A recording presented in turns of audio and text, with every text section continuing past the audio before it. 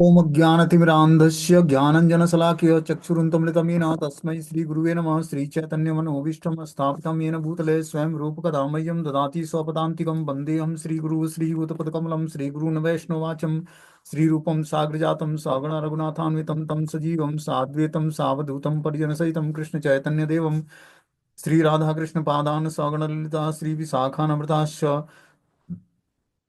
नारायणं नमस्कृत्यं नरं चैव नरोत्तमं देवीं सरस्वतीं व्यासं ततो जयमुदीरये। सुनतां स्वकथा कृष्ण पुण्यश्रवणकीर्तनं हृदयन्तस्तु हि भद्राणि विधनोति सुरसतां नष्टप्रायेषु भद्रेषु नित्यं भागवत सेवया भगवती उत्तम श्लोके भक्तिर्भवति नैष्टिकी तदा रजस्तमो भावः कामलोभादय चेत् चेत एतेन निरावृत्तिं स्थित सत्त्वे प्रसिद्धति। एवं प्रसन्न मनसो भगवद्भक्ति योगतः भगवतत्व विज्ञान मुक्त संगस्य जायते विद्यन्ते हृदय ग्रन्थि छिद्यन्ते सर्वसंशयम् क्षीयन्ते चास्य कर्माणि दृष्ट्वा एवात्मनेश्वरे मुखं करोति वाचालं पङ्गुं लङ्घयते गिरिं यत्कृपातमहं वन्दे परमानन्दमाधवं।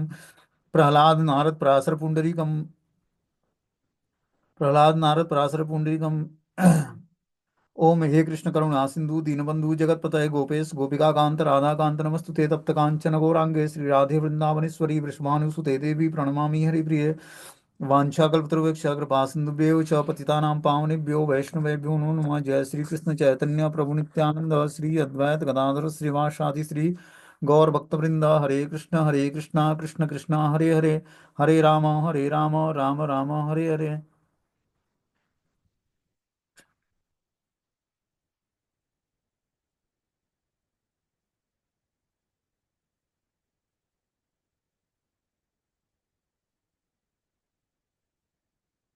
इसमें आज हम लोग को श्रीमद् भगवत भागवतम का भक्ति योग की महिमा और कपिल देव भगवान अपनी माता देवहूति को आह्वान। भक्ति योग की महिमा के बारे में बता रहे हैं कि भक्ति योग की महिमा क्या है, ठीक है ना। उसके बारे में हम लोग 22वां श्लोक से सुनना शुरू करेंगे। इससे पहले का श्लोक हो गया था।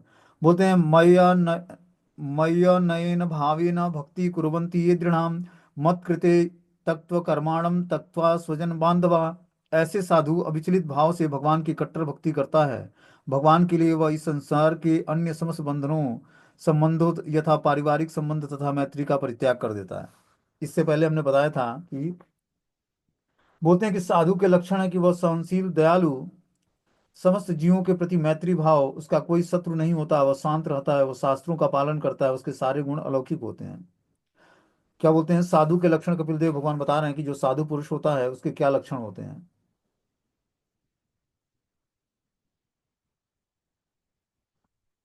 बोलते हैं तितिक्षवा कारुण्यका सुहृदम सर्वदेहिनाम आजात शत्रु शत्रव शांत साधव साधुभूषणम।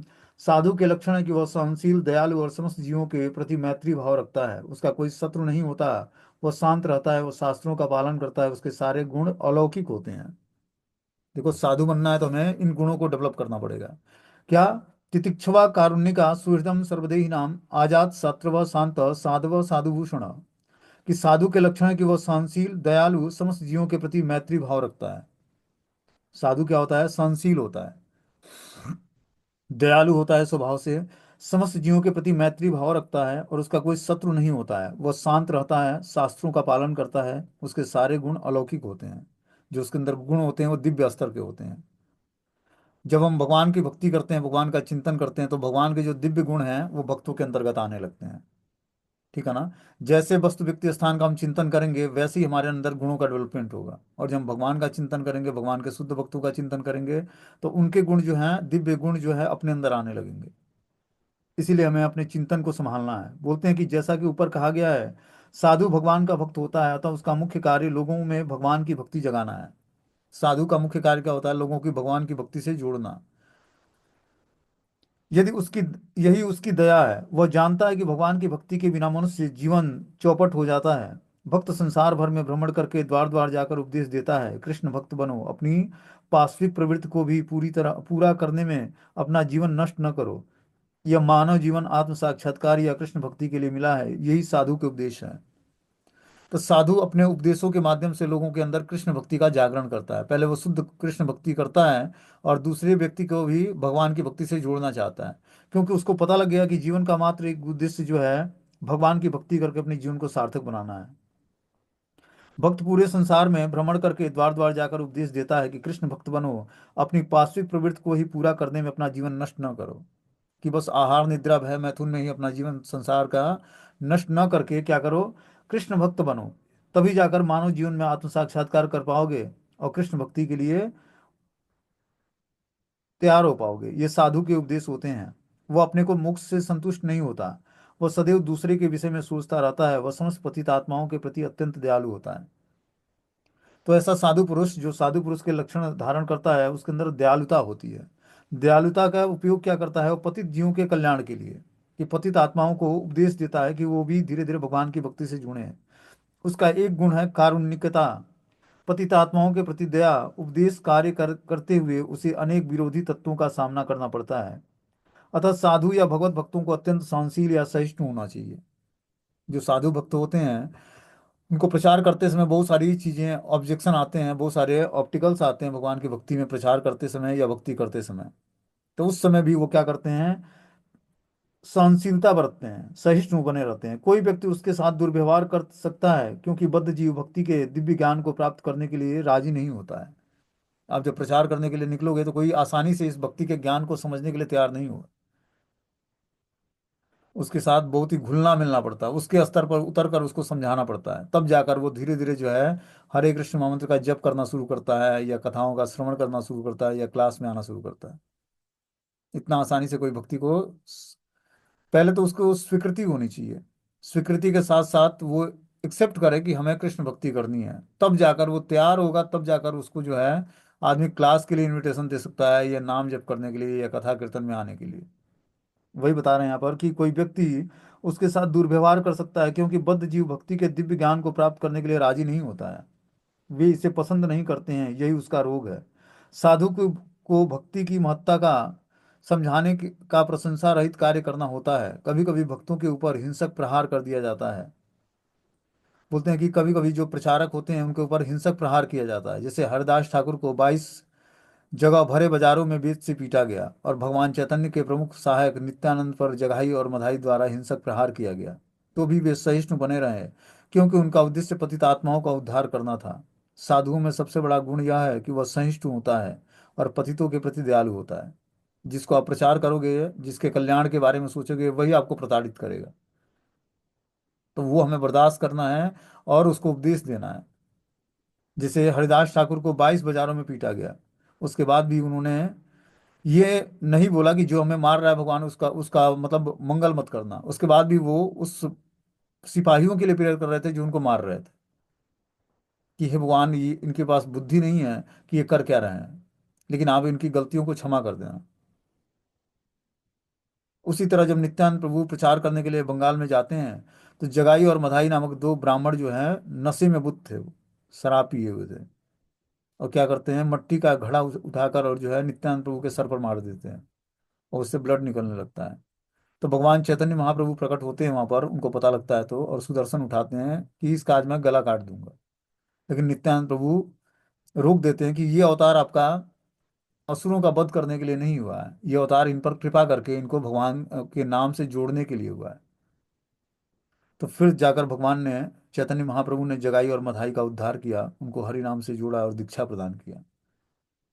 वही बता रहे हैं यहाँ पर कि नित्यानंद पर जगाई मधाई द्वारा हिंसक प्रहार किया गया तो भी वे सहिष्णु बने रहे क्योंकि उनका उद्देश्य पतितों का उद्धार करना था।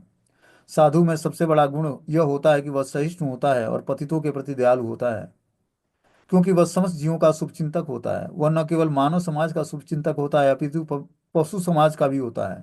यहाँ पर सर्वदेही नाम कहा गया है जो उस समस्त जीवों का सूचक है जो भौतिक शरीर धारण किए हुए हैं।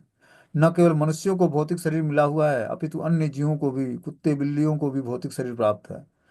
भगवत भक्त प्रत्येक के प्रति, चाहे कुत्ता हो, बिल्ली, वृक्ष हो, या किसी भी हो, किसी भी योनि में हो, दयालु होता है। वे समस्त जीवों के साथ ऐसा व्यवहार करता है जिससे अंततः वे इस भव बंधन से मोक्ष प्राप्त कर सकें। तो जीवन का मात्र एक उद्देश्य भक्तों का क्या होता है कि लोगों को भगवान की भक्ति से जोड़ना, चाहे वो किसी भी योनि में हो। उसको धीरे धीरे जो है, और जो भगवान की भक्ति से नहीं जुड़ता है तो उसको प्रसाद खिला सकते हैं। जैसे मान लो कि अब कुत्ता बिल्ली है, वो कैसे भगवान की भक्ति करेगा, उतने तो वो समझदार होते नहीं है।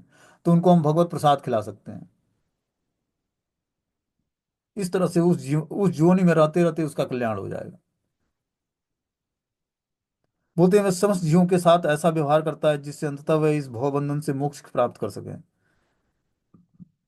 बोलते हैं कि एक शत्रु और मित्र में क्या अंतर होता है, यह अंतर व्यवहार में होता है। समस्त बद्ध जीवों को भवबंधन से छुटकारा दिलाने के लिए साधु सबों के प्रति व्यवहार करता है। अतः बद्ध जीवों को मोक्ष दिलाने में साधु से बढ़कर कोई मित्र नहीं होता है।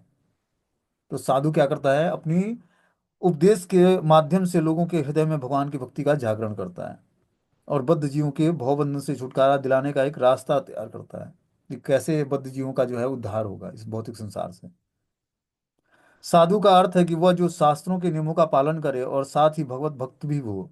जो वास्तव में शास्त्रों के नियमों का पालन करता है उसे भगवत भक्त होना चाहिए, क्योंकि सारे शास्त्र हमें यही उपदेश देते हैं कि भगवान के आदेशों का पालन किया जाए। तो जो साधु पुरुष होता है वो क्या करता है, वो शास्त्रों के नियमों का पालन खुद करता है और सारे लोगों को शास्त्रों के नियमों का उपदेश देता है, ताकि सभी लोग भगवान के आदेश का पालन कर सकें। अतः साधु का अर्थ है शास्त्रों के आदेशों का पालन करने वाला और भगवान का भक्त। भक्त में ये सारे गुण होते हैं, भक्त में देवताओं के सारे गुण विकसित होते हैं, किंतु अभक्त चाहे विद्या की दृष्टि से कितना ही योग्य क्यों न हो, उसमें वास्तविक सद्गुण या उत्तम लक्षणों का अभाव रहता है। तो जो साधु पुरुष होता है वो क्या होता है, उत्तम गुणों को धारण करता है। जो भगवान के दैवीय गुण हैं वो उसके अंदर धीरे धीरे आने लगते हैं। ठीक है ना, जब वो शास्त्रों के आदेश का, भगवान के आदेश का पालन करता है तो। आगे बता रहे हैं कि मय्य अन्येन भावेन भक्ति कुर्वन्ति ये दृढ़ाम भक्त मत्कृते तत्व कर्माणम स तत्वा स्वजनम बांधवा। ऐसा साधु अविचलित भाव से भगवान की कट्टर भक्ति करता है। भगवान के लिए वह इस संसार के अन्य समस्त संबंधों तथा पारिवारिक संबंधों और मैत्री का परित्याग कर देता है। कैसा साधु पुरुष, जैसा ऊपर बताया गया है कि तितिक्षवा कारुण्यका सुहृदम सर्वदेहि नाम आजात शत्रव शांत साधव साधुभूषण। ऐसा व्यक्ति जो होता है वो क्या करता है, वो साधु कहलाता है और विचलित भाव से भगवान की कट्टर भक्ति करता है। उसके जीवन का मात्र एक उद्देश्य क्या होता है, भगवान की भक्ति करना। इसके इसलिए क्या करता है, अब जीवन का उद्देश्य बना लिया भगवान की भक्ति करनी है, तो वो क्या करता है, संसार के अन्य संबंधों यथा पारिवारिक संबंध और मैत्री का परित्याग कर देता है। हमें भी अपने पारिवारिक संबंध और मैत्री का परित्याग करना पड़ेगा पारिवारिक जीवन में रहते रहते। कैसे करना पड़ेगा, उस परिवार के बीच में रहते हुए सेवा तो करनी पड़ेगी सबकी, लेकिन इंटरनल भगवान का चिंतन करना पड़ेगा। और जो परिवार के सदस्य भक्त नहीं है भगवान के, तो उनसे हमारा यही रिलेशनशिप है कि एज ए ड्यूटी सबकी सेवा करनी है, लेकिन आसक्त किसी से नहीं होना है। आसक्ति भगवान से, ये स्मार्टनेस जब तक नहीं आएगी तब तक पारिवारिक जीवन में रहने वाले लोगों का कल्याण नहीं है। और ये स्थिति प्राप्त करनी ही पड़ेगी आज नहीं तो कल। हमें धीरे धीरे जो है बच्चों की परवरिश ऐसे देनी है कि वो शुरू से ही उनको भक्ति का मार्ग उनको भी बताएं और वो भी भक्ति से जुड़ें। ठीक है ना। जो बोल्ड यंग एज के लोग हैं, जो अपने से एजेड हैं, उनको तो व्यक्ति समझा नहीं सकता क्योंकि वो कहना मानेंगे नहीं। तो उनको अगर जो मानते हैं कहना, भक्ति से जुड़ना चाहते हैं तो जोड़ें, नहीं जुड़ना चाहते हैं तो उनसे हम संबंध इंटरनल क्या करें, संबंध उनसे हटा लें अपना। एक्सटर्नल उनके साथ रहें लेकिन इंटरनल ना जुड़ें उनसे। नहीं तो फिर वो अगले जन्म में आपके साथ फिर मिल जाएगा वो व्यक्ति, और फिर परेशान करेगा आपको, फिर भक्ति नहीं करने देगा। इसीलिए हमें इस ये जो हमारा जीवन मिला है, ये संबंधों को तोड़ना है, भौतिक संबंधों से हमें विरक्ति प्राप्त करनी है। तभी जाकर हमें नए संबंध मिलेंगे। अगर जो मान लो कि इस जीवन में भगवान की भक्ति पूर्ण नहीं होती है किसी कारणवश, तो अगला जीवन जो है हमारा आध्यात्मिक होगा।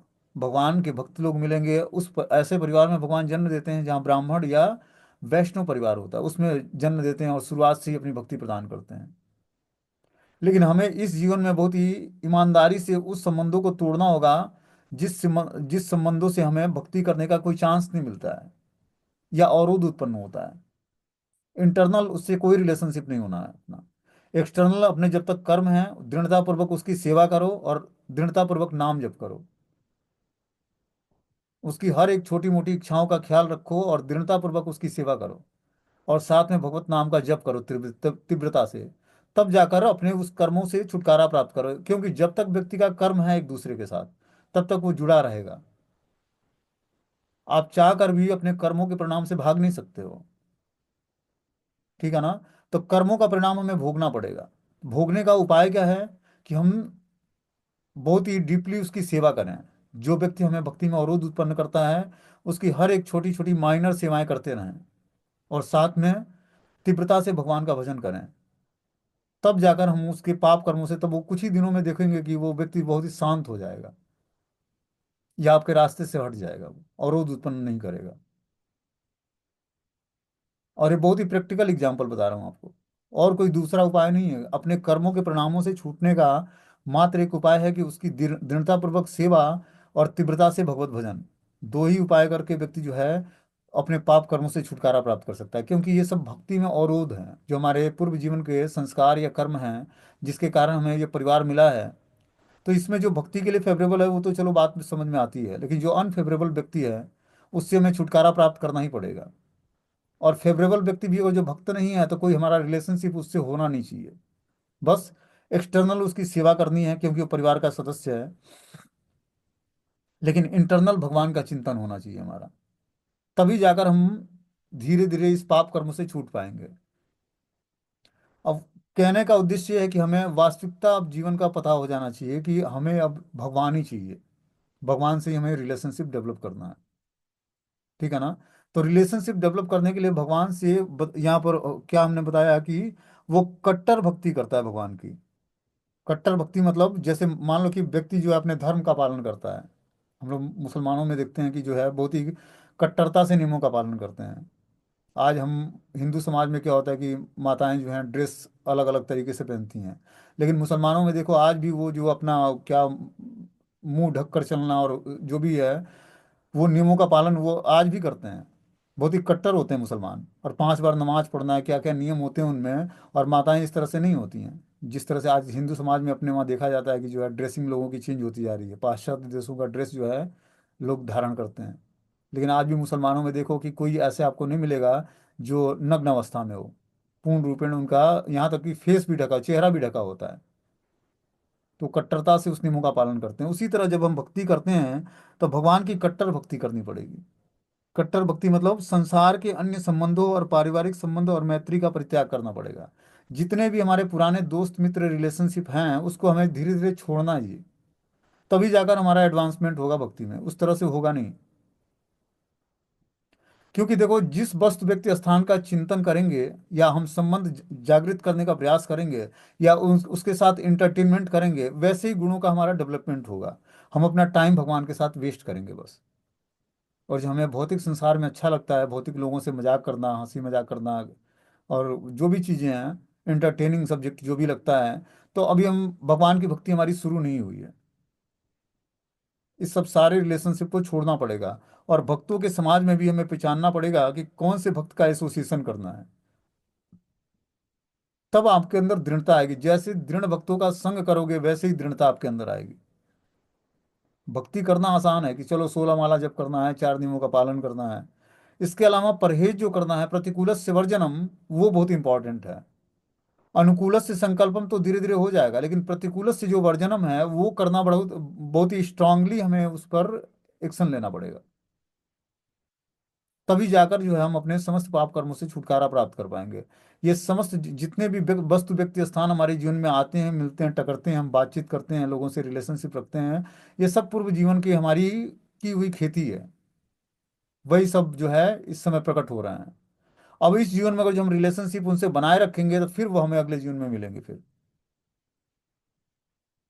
इसलिए हमें इस संबंधों को धीरे धीरे परित्याग करना है, तभी जाकर जो है हम कट्टर भक्ति में स्थिर हो पाएंगे भगवान की।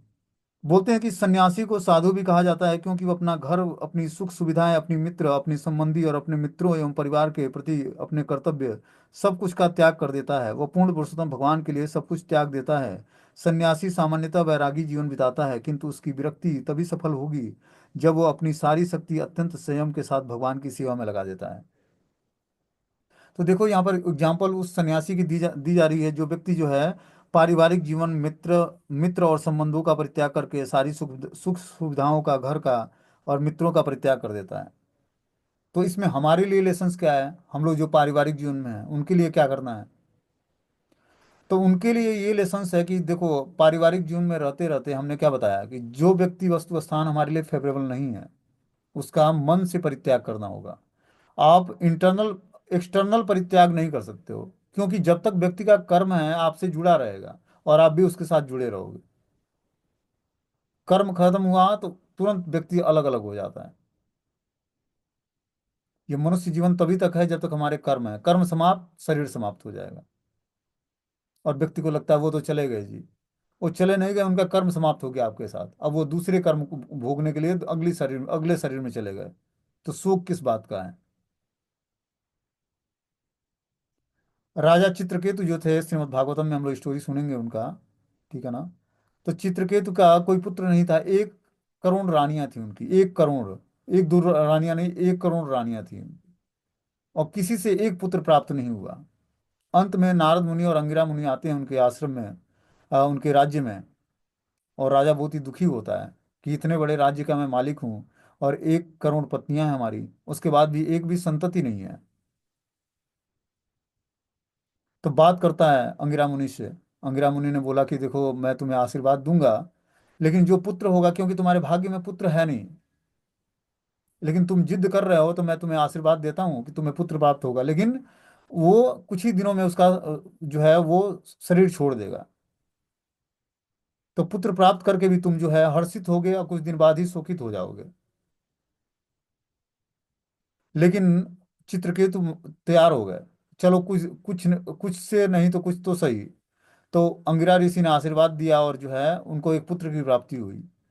तो जिस रानी से पुत्र की प्राप्ति हुई, अब सारी रानियां उससे चिढ़ने लगी, क्योंकि राजा बहुत ही प्रेम करने लगा उससे, क्योंकि उसको पुत्र रत्न की प्राप्ति हुई थी उससे। अब जो है सारी जब रानियां चिढ़ने लगी, तो धीरे धीरे जो क्या हुआ कि उस बच्चे को जहर दे दिया उन लोग। और फिर जो है बच्चे का देहांत हो जाता है। अब राजा फिर से दुखी हो जाता है। तो कहने का तात्पर्य है कि जब तक व्यक्ति का जिसके साथ कर्म जुड़ा है, तब तक वो उसके साथ रहेगा। कर्म समाप्त हुआ तो वो साथ छोड़कर चला जाएगा। ये भौतिक संसार का नियम है। हमारे लिए लेसन्स क्या है कि हम धीरे धीरे भगवान पर अपना आश्रय बढ़ाते जाएं, क्योंकि सबके साथ ये घटनाएं होनी है। आज नहीं तो कल जिसका हम आश्रय लेंगे इस भौतिक संसार में, वही हमारे कष्ट का कारण बनेगा। इसीलिए आश्रय भगवान का लें। भगवान सब कुछ मेंटेन करते हैं। पूर्ण रूपेण पालन पोषण करने वाले भगवान विष्णु ही हैं। शिव जी संहार करते हैं, ब्रह्मा जी क्रिएशन करते हैं, और विष्णु पालन करते हैं। समझ रहे बात को? जब पारिवारिक जीवन से मैं लगभग आज से 10 साल पहले था, तो जब पारिवारिक जीवन छूटा मेरा, तो क्या हुआ कि अब मुझे समझ नहीं आता था कि मैं करूं तो क्या करूं। ठीक है ना, ऐसा नहीं, मैं अच्छा खासा परिवार था मेरा और तो उस पारिवारिक जीवन से निवृत्त होने के बाद, वो तो वैष्णव भक्त लोग थे जो संभाले मुझे, क्योंकि उस समय बहुत ही जरूरत थी उनकी हमें। ठीक है ना।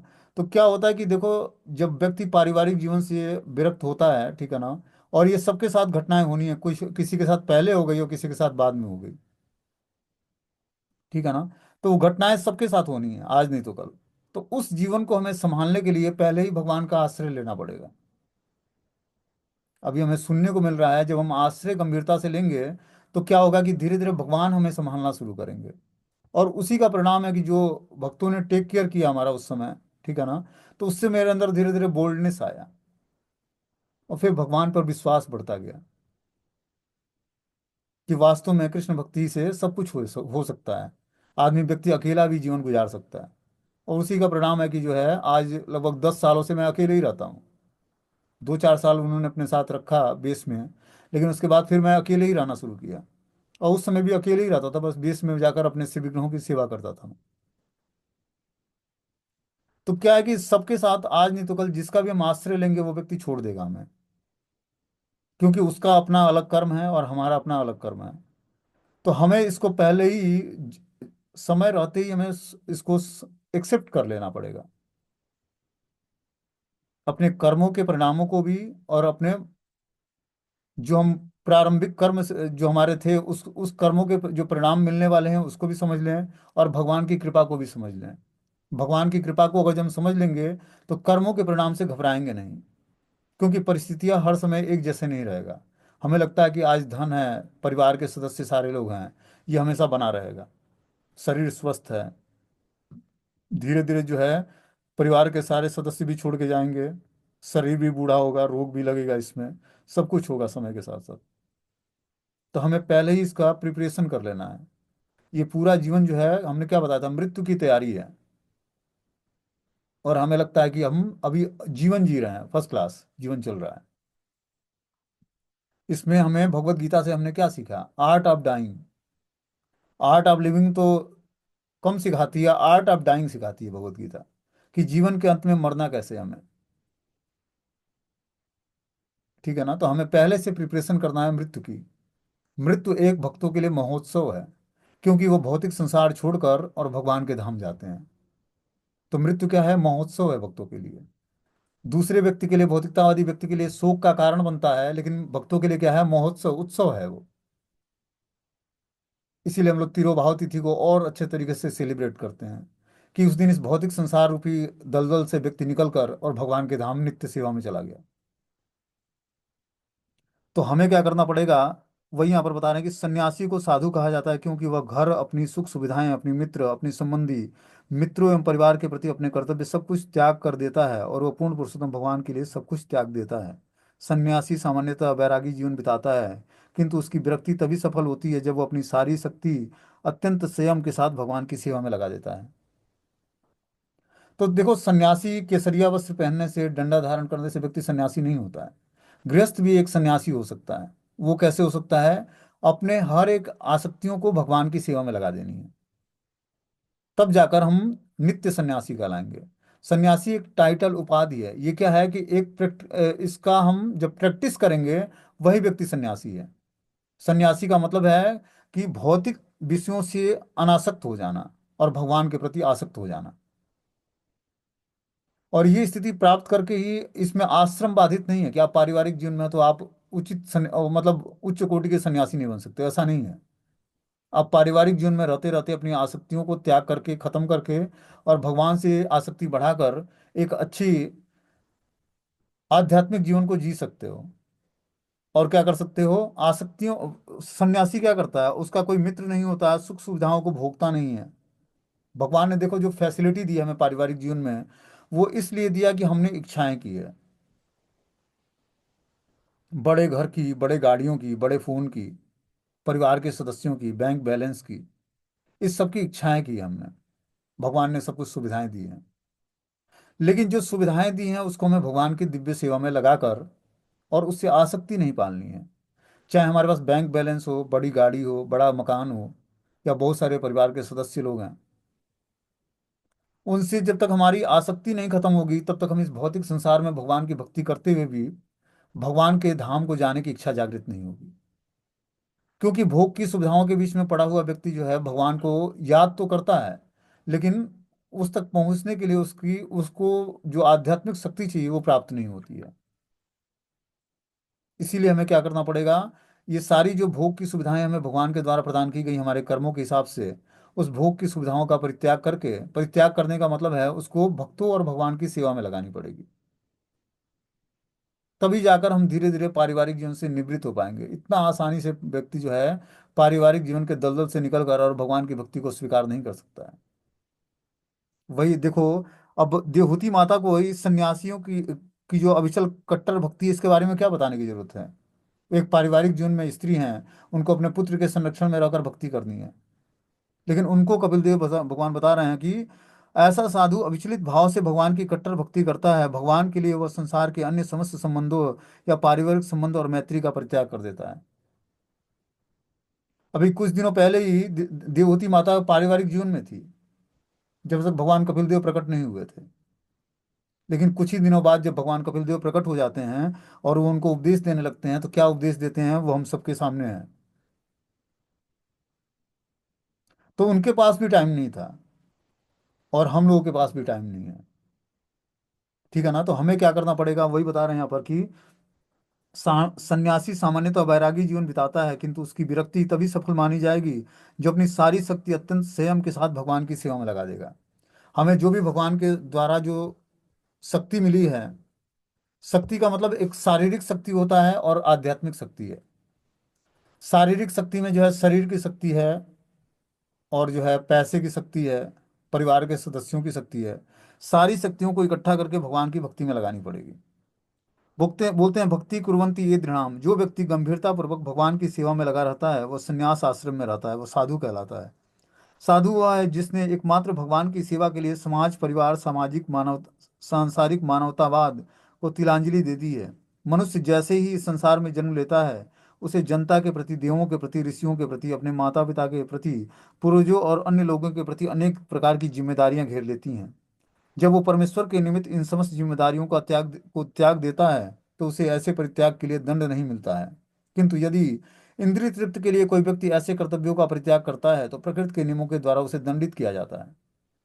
तो हमें जो भी सुख सुविधाएं मिली हैं या परिवार के सदस्य मिले हैं, उनके द्वारा उनके प्रति जो हमारा कर्तव्य है, उस कर्तव्यों का त्याग नहीं करना है। इंटरनल रूप से उनको हमें स्वीकार नहीं करना है। कर्तव्य सबके प्रति, बच्चों को पढ़ाई लिखाई करानी है, उनकी जिम्मेदारियों को उठाना है, उनको भगवान की भक्ति से जोड़ना है, लेकिन अटैचमेंट भगवान से बनाना है। ये कला हमें सीखनी पड़ेगी, तभी जाकर जो है हम भगवान की भक्ति में दृढ़ हो पाएंगे और हमारा मन बुद्धि भगवान में एकाग्र हो पाएगा। क्योंकि जैसे वस्तु व्यक्ति स्थान की हम सेवा करते हैं, वैसे ही आसक्ति पाल लेते हैं। जिसका कोई संतान नहीं है, वो कुत्ते बिल्लियों को पाल लेता है, उससे आसक्त हो जाता है, उसकी सेवा करता है। तो हमें आसक्तियां भगवान से पालनी पड़ेगी। 24 घंटे उनकी सेवा में हमें डिवोट करना पड़ेगा अपना पूरा टाइम। तभी जाकर जो है हम अपने समस्त आसक्तियों पर विजय प्राप्त कर पाएंगे। आसक्तियां ही मनुष्य के बंधन का कारण है। ठीक है ना। और आसक्ति तभी खत्म होगी जब समस्त आसक्तियों को इकट्ठा करके और भगवान की सेवा में लगाएंगे। आगे बता रहे कि मदाश्रियम कथामृष्टा श्रुण्वन्ति कथयन्ति च तपन्ति विविधाम तापा नेतान्य मदगत चेतसाम। निरंतर मेरे अर्थात पूर्ण पुरुषोत्तम भगवान के कीर्तन और श्रवण में संलग्न रहकर साधुगण किसी प्रकार का भौतिक कष्ट नहीं पाते, क्योंकि वे सदैव मेरी लीलाओं और कार्यकलापों के विचारों में ही निमग्न रहते हैं। देखो, सदैव मेरे लीलाओं और कार्यकलापों के विचारों में निमग्न रहते हैं। हमें 24 घंटे अपने को इस तरह से इंगेज कर देना है कि 24 घंटे हम भगवान की सेवाओं में लगे रहें। ठीक है ना। पारिवारिक जीवन में रहते रहते ऐसी हैबिट डाल लेनी है हमें कि 24 घंटे हम भगवान की निरंतर सेवा में संलग्न रहें। 1 मिनट भी हमारा टाइम जो है वेस्ट नहीं होना चाहिए। इसके लिए कम से कम हमें सुबह और शाम का मॉर्निंग प्रोग्राम और इवनिंग प्रोग्राम फिक्स कर लें अपना।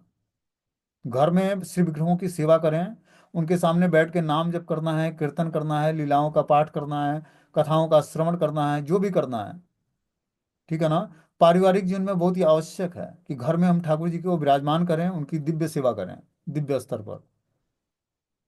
ये धीरे धीरे जो इंटरटेनिंग सब्जेक्ट है, यहाँ सेवा कर लिया, वहाँ कर लिया, वहाँ कर लिया, हम देखें कि उसमें हमारा कितना टाइम वेस्ट जा रहा है सब। हमें ज़्यादा से ज़्यादा फोकस करना है भगवान की के नाम जप में और कथा कीर्तन के श्रवण में, शास्त्रों को पढ़ने में। इसके लिए हमें रुचि जागृत करनी है। यही हमारे काम आएगा। बाकी सब सेवाएं सेकेंडरी हैं। जो भी हम सेवाएं करते हैं, अच्छा लगता है कि भक्तों का संग हो रहा है, लेकिन वो उस सेवाओं का परिणाम क्या मिल रहा है, क्या हमारी नाम में और कथाओं में रुचि जागृत हो रही है या नहीं हो रही है, तब जाकर हम ये आइडिया लगा सकते हैं कि हमें सेवाएं सूट कर रही हैं या नहीं कर रही हैं।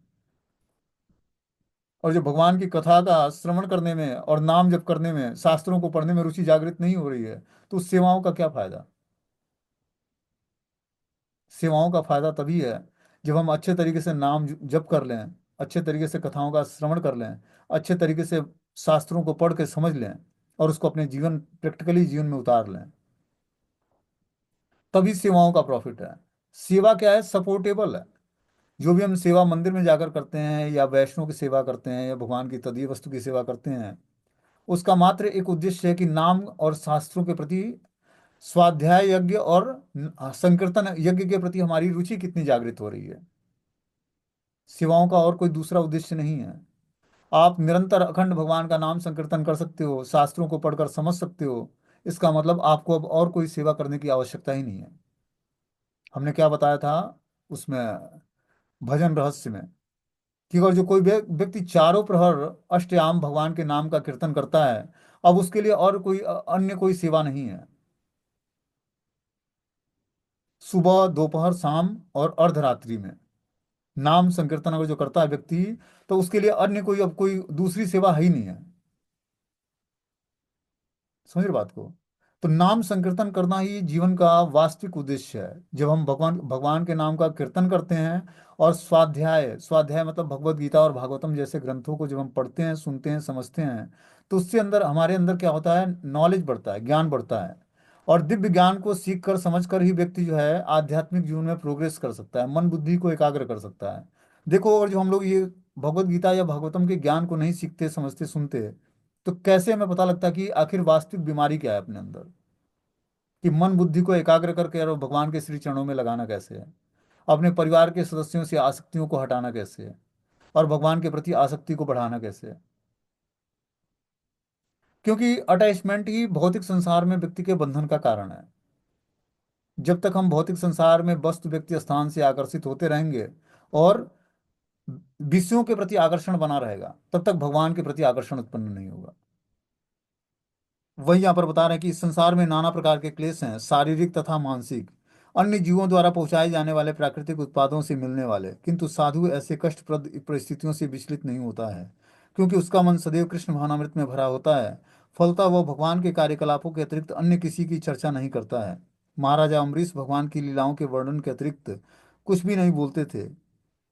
वर्चासी वैकुंठ गुणानुवर्णनम, अपनी वाणी का सदुपयोग केवल श्री भगवान की महिमा गायन में करते थे। साधुगण सदैव भगवान तथा उनके भक्तों के कार्यकलापों के विषय में सुनने के लिए उत्सुक रहते हैं।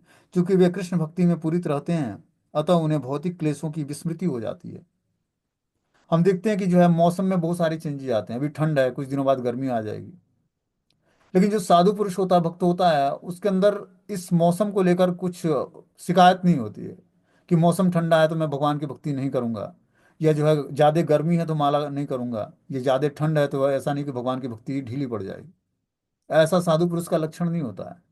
साधु पुरुष जो है किसी भी परिस्थिति में भगवान की भक्ति को त्याग नहीं सकता है, क्योंकि उस जीवन का अंग बन गया है उसके।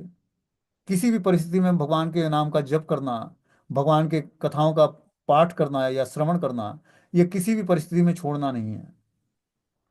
जिस तरह हम किसी भी परिस्थिति में स्नान करना, खाना पीना, फ्रेश होना नहीं छोड़ सकते, उसी तरह किसी भी परिस्थिति में मंत्र जाप नहीं छोड़ सकते हैं, भगवान की कथाओं का श्रवण नहीं छोड़ सकते हैं।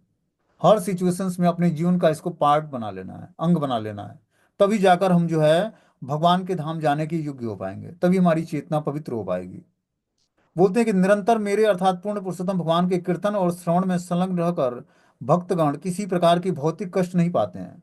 ऐसा नहीं कि भौतिक कष्ट उसको नहीं आता है। प्रकृति के द्वारा सबको जो है उतनी ही ठंड लग रही है। प्रकृति में और जो ठंड मौसम है, तो प्रकृति सबको समान रूप से जो ठंडा प्रदान कर रही है। ऐसा नहीं कि भक्तों को ज़्यादा गर्मी लग रही है या भक्तों को अलग फैसिलिटी दिया भगवान ने। उनको भी वही सुविधाएं दी हैं जो भौतिकतावादी व्यक्ति को मिला है। एक साथ सूर्य चमकता है और एक साथ जो है चंद्रमा शीतलता बरसाता है, बारिश होता है, तो सभी प्रभावित होते हैं। लेकिन भक्तों का जब जब चेतना भगवान में लगी रहेगी तो वो विचलित नहीं होंगे उस परिस्थितियों से। प्रकृति के वारों को जो है सहते हुए और भगवान की दिव्य सेवा में अपनी चेतना को लगाए रखेंगे। क्यों? क्योंकि कॉन्शियसनेस हमारा बहुत इंपॉर्टेंट है। कॉन्शियसनेस अगर जो हमारी चेतना भगवान में लगी हुई है, तो बाहरी वातावरण से हम प्रभावित नहीं होंगे, या शारीरिक रूप से कष्ट भी आता है तो हम प्रभावित नहीं होंगे। यही सीखना है भक्ति करके, और यही धीरे धीरे हमें आत्म साक्षात्कार की ओर हमें प्रोग्रेस दिलाएगा। जब हम हमारी चेतना पूर्ण रूपेण आध्यात्मिक होकर भगवान में लगी रहेगी तो। जैसे मान लो कि कोई व्यक्ति जो है किसी कष्ट में है, तो कष्टों का बार बार उसको चिंतन होता है, तो उसको और कुछ दिखाई नहीं देता है। ठीक है ना, बार बार उसी कष्ट का, या फिर कोई व्यक्ति आपको प्रताड़ित कर दिया, कुछ बात बोल दिया, तो आपको उसी व्यक्ति का पूरे दिन भर चिंतन होगा। अब दूसरा कोई व्यक्ति आ भी जाता है तो उससे बातचीत तो करोगे, लेकिन चिंतन उसी का होता रहेगा। उसी तरह अपनी चेतना को हमें भगवान में ऐसे लगा लेना है कि 24 घंटे अखंड भगवान का चिंतन होता रहे। परिस्थिति कुछ भी रहे, लेकिन चिंतन न छूटे।